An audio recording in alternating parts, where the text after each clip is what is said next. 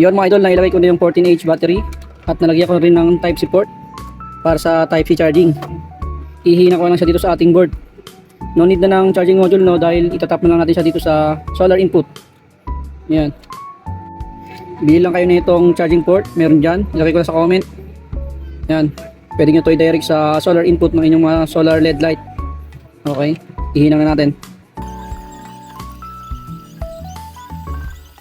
Yun mga idol, nahihinang ko na yung Type-C port. Testing natin. Ganito gagana yan. Parang solar panel lang rin. Yun, ayan o. Charging na. Madetect pa rin natin kung full charge na yung battery.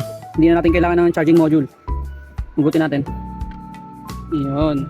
Yan. Same lang siya ng function sa solar panel. Yan. Okay. Yun, okay na to. Pwede na to i-sarado ulit.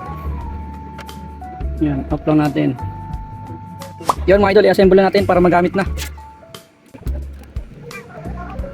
Yan yung takip nya. Ito yung maganda dito, madali lang sa buksan. Hindi kagaya ng glass.